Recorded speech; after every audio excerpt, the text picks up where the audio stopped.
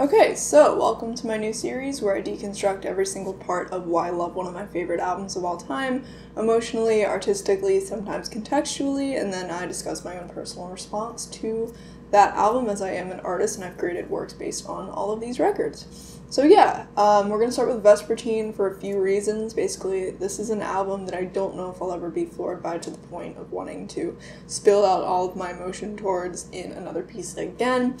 Now being kind of on the other side of what made me love it in the first place and having grown a bit, it's more of a thought-provoking one than it is one that, like, gets my blood pumping and heart racing and just inspires the abstract artist to come out in me all at once, you know? And I doubt anything will ever come up that makes me see it in, like, an entirely new light or anything like that. That's not to throw shade at this record by any means, I just feel like my emotional time with it is pretty much spent.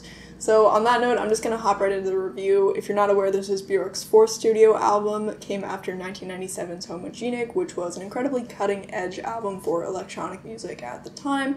It's this trip-hop, art-pop album with breathtaking production quality, stunning orchestrations, vocal deliveries that show off such range and passion. I think it's unmatched by any other Björk album. If you watch my Björk Best to Worst, I've since switched the places for Vespertine and Homogenic, and that's because I feel like Homogenic's unapologetic confidence in the context of romantic situations just gels with the way my brain functions a little bit more and is easier to process than how uncomfortably vulnerable Vespertine gets at points. However, this more intimate side of Björk is displayed in a way that's just as, if not more, dense than on Homogenic, although it could read on a surface level as more subtle due to its delicate sound palette. And the elements of the production are pretty unique, as is to be expected from an artist as creative. You've got all these microbeats recorded from various household sounds that add kind of a fidgety crackle to it.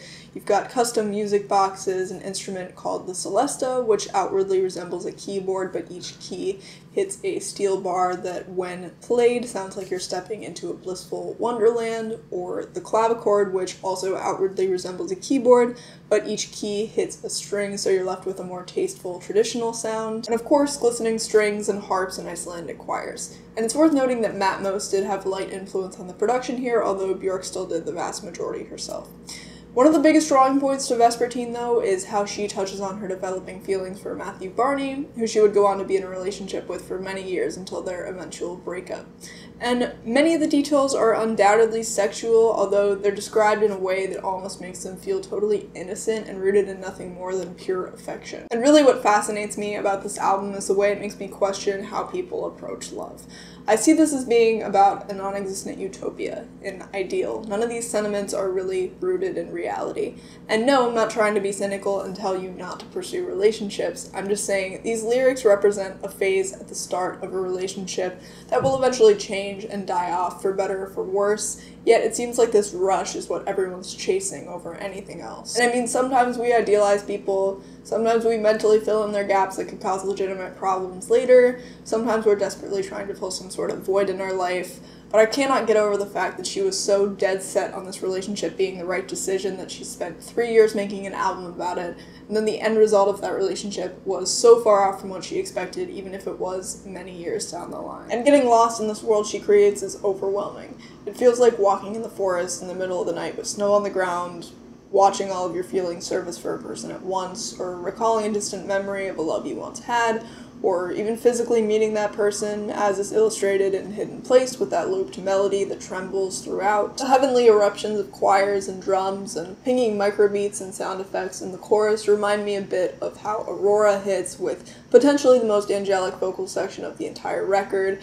It has these fuzzy microbeats that gently scratch its surface, and later a shimmery celesta and a harp, giving it this mystical fairy effect. And the harp plucking and alternating string notes in It's Not Up to You do a great job of building up that subtle anticipation, and the noisy, crisp rumble and the few notes that the chorus is sandwiched with are gorgeous. An Echo Stain is much more vast and smooth, though, in comparison. If you look at that icy ambient layer that covers it, it's loosely structured, but it moves from idea to idea very fluidly. And Unison is one of the record's most straightforward in terms of how it builds and its sound palette, although it's actually groovy as fuck with that ornate melody, the dancing harp, the vibrating synth bass, and lyrically I think it's one of the simplest but most rooted in logic messages of the whole record, just about learning to accept someone for exactly who they are. It's kind of underrated. kind of one of the most difficult things in any relationship. And songs like Cocoon and Undo are tied together with these soothing backbones. Cocoon is more minimal though, I think, just brought together by these various clattering microbeats and synth chord chimes. And lyrically, she describes a moment where she wakes up in the middle of the night, all of a sudden wrapped up in lust